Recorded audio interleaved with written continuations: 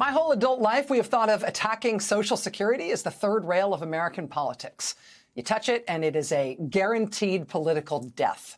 Well, we are now witnessing the strongest test we've ever had of that aphorism as Donald Trump grabs that third rail firmly and unmistakably. Trump has announced plans to fire thousands of people who work at the Social Security Administration, more than 12% of its staff.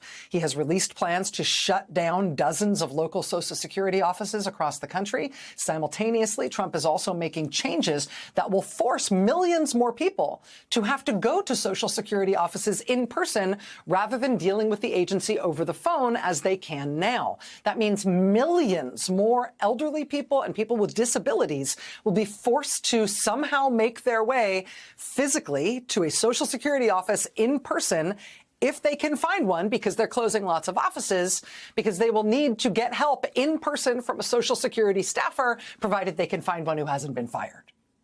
The Trump administration also wants to give Elon Musk's group of Doge staffers access to Social Security's database of incredibly sensitive personal information. As we covered here on the show last night, for now, a judge has blocked Doge from getting that information. Today, Trump's acting director of Social Security responded to that ruling by throwing a tantrum and saying if that ruling stands, he will shut down the Social Security Administration altogether.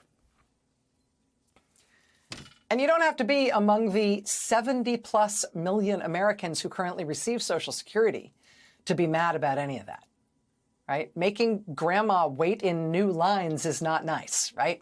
Making people, check themselves out of the hospital or the nursing home to somehow make their way to a faraway office that hasn't been shut to wait for hours to do something they used to be able to do on the phone, it's not nice, right? Pitching a fit and saying you'll just shut down the whole administration is not nice. It ought to be obvious, right? Nobody needs to spell that out for you. Unless you're Donald Trump's Commerce Secretary. I don't know if you saw this today. I feel like in any other moment, this would have been wallpaper all over the American media. But this statement today from Donald Trump's Commerce Secretary about what Trump is doing to Social Security, this tape is such a political disaster. I feel like I almost have to close my eyes because I can't bear to watch it. Just, here you go. Check it out. Let's say Social Security didn't send out their checks this month. My mother-in-law, who's 94, she wouldn't call and complain. She just wouldn't. She'd think something got messed up, and she'll get it next month. Yeah. A fraudster always makes the loudest noise, screaming, yelling, and complaining. Howard Lutnick, Wall Street titan, Trump cabinet member, saying that his mother-in-law wouldn't call and complain. She'd just wait until next month, see if her check came then. Anybody complaining about not getting a check is obviously a criminal. How does that comport with what you understand of the reality of getting a Social Security check? And who in your life you know gets a Social Security check? Mr. Lutnick went on to say that anybody like Elon Musk, who had been inside a payment system like PayPal, quote, knows the easiest way to find the fraudster is to stop payments and listen, because whoever screams is the one stealing. This is not like a random podcaster dude. This is cabinet official in the Trump administration while they are devastating Social Security. Yeah, maybe it gets easier if you hear it again. Here's one more time. Let's say Social Security didn't send out their checks this month. My mother-in-law, who's 94, she wouldn't call and complain. She just wouldn't. She'd think something got messed up, and she'll get it next month. Yeah. A fraudster always makes the loudest noise, screaming, yelling, and complaining.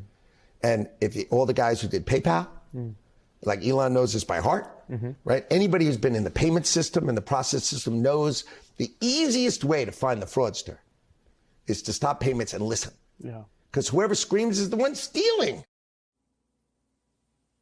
He's talking about Social Security checks to elderly and disabled people. Stop the payments and listen. Whoever screams, that's the one stealing. Try seeing that through the eyes of people, even just people in the news. Maybe you can't imagine real human beings that you've met, right? But try seeing it through the eyes of people in the news whose Social Security checks have, for one reason or another, been cut off, and who are not the mother-in-law of the Commerce Secretary for Donald Trump. For instance, take Ned Johnson of Seattle. You might have seen his story going around this week after it was written up in the Seattle Times. Ned Johnson was very mistakenly declared deceased by the Social Security Administration. It was just a mistake. He is not dead. There's the headline in the Seattle Times. Here's a, quote, dead person on Social Security in Seattle with plenty to say. After this mistaken classification, the bank then deducted $5,201 in Social Security deposits from his family bank account. Mr. Johnson is 82 years old. He spent nearly 3 weeks on the phone, followed by 4 hours in person before he could straighten it out. And even though he himself could handle the interruption in his Social Security check, Mr. Johnson said he understood what could be at stake for other people. He said, quote, when I was in that line, I was thinking that if I was living solely off Social Security, I could be close to dumpster diving about now. Or consider James McCaffrey of Oklahoma City. His benefits were also cut off by mistake. And even though he, too, financially could handle the interruption, he says he understood that for other people, this would be a severe crisis. You interrupt that for 7 days, 2 weeks, or even longer, and they're in bad trouble. They could be out of a house. They could be out of food. I don't know. It ought to be obvious, right? The right way to approach the needs and expectations and earned income, of millions of retired and disabled people, right? They have good reason now to be worried about their checks, not least because, the administration is hacking away at government on a daily basis. No one should need to spell out for you, right, at least what you ought to say and not to say. But here's Howard Lutnick saying these people don't really need that money. If any of them complain when we cut it off, which we should, then you know they're criminals.